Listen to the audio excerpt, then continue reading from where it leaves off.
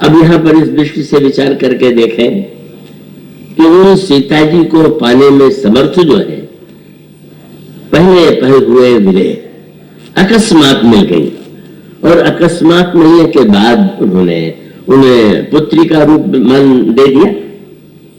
पर उसके बाद यह जो प्रसंग है वहां पर लंका का प्रसंग है, और लंका का जो स्वामी रावण है वो जनक और रावण तो परस्पर विरोधी चरित्र है।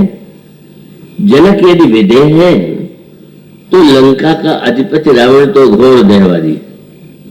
लंका का दर्शन तो केवल देह है, देह की पूजा, देह का भोग, देह की सुविधा, यही लंका का उद्देश्य है। अब ऐसी स्थिति में अभी चित्रकूट में एक संयोग बना था, तो भारत के रक्षा मंत्री आए थे, मुझे भी बोलना था। तो रक्षा मंत्री जी ने भारत और चीन की तुलना करते हुए बताया कि हम लोग कितने अधिक चीन से पीछे हैं, और जब हम लोग वैसा विकास कर सके तो हम जो चीन से तुलना कर सकते हैं। मुझे अध्यक्ष ने भाषण देना था तो मैंने यही कहा कि अगर विकास की परिभाषा ये है तो इसमें निश्चित रूप से कह सकते हैं कि अयोध्या की अपेक्षा लंका का विकास अधिक हुआ।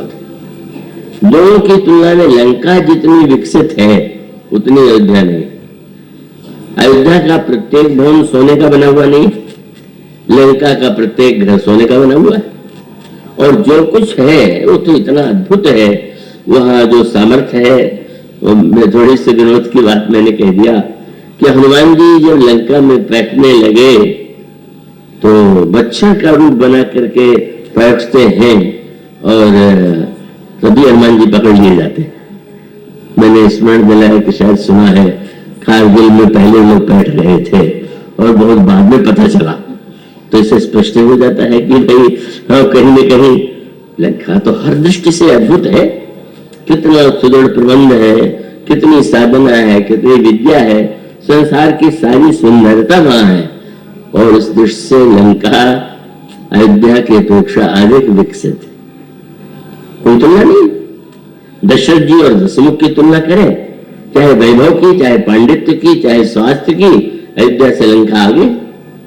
पर हमारे विकास की परिभाषा अगर ये होती तो और बात थी। अब आप इसी से कल्पना कीजिए कि भगवान राम को अयोध्या शीघ्रता से पहुंचने के लिए, भरत जी से मिलने के लिए जिस विमान का प्रयोग करना पड़ा, वो विमान भी, वो जो जहाज है, विमान है, वो भी लंका का ही है।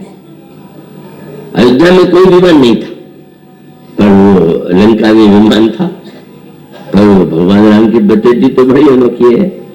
जब ईश्वर ने कहा महाराज आप कुछ दिन तक थकान मिटाइए, निवास कीजिए और लंका में जिसको जो देना चाहे वो दीजिए, और उसके पश्चात मुझे और सब लोगों को ले करके अयोध्या चलिए।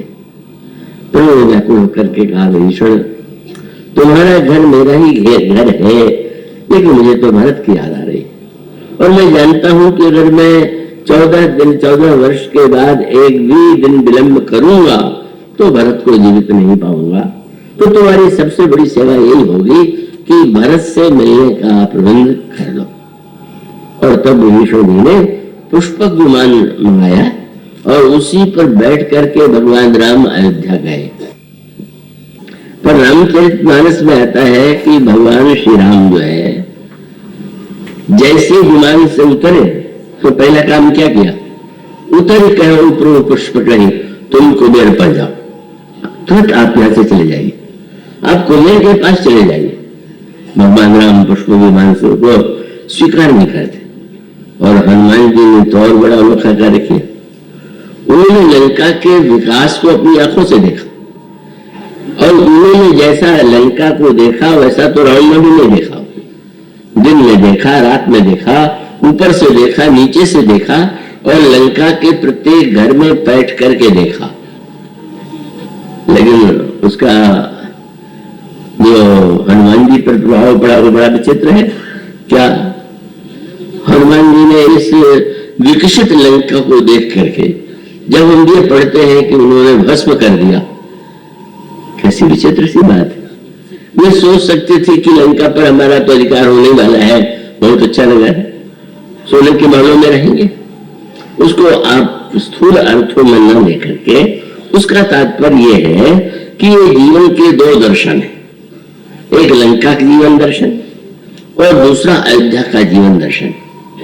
और उसमें जो बड़े महत्व का सूत्र यहाँ पर है, जनक विदे है, उन्होंने सीता जी को पाया तो सीता जी को अर्पित करके अपने को धन्य माना। पर लंका का अधिपति जो रावण है, उन्हें सीता जी को साधु का वेश बना करके छल और नाना प्रकार के दुष्टता प्रयत्नपूर्वक जो प्रयत्न है उनके द्वारा सीता जी को लंका में लाता है। बस सूत्र ये है कि सीता जी किसे प्राप्त हुई, और उसका उत्तर यही है, सीता जी प्राप्त होती है वो तो श्री राम की ही शक्ति है, उन्हें प्राप्त करने का प्रयास ही नहीं करना है।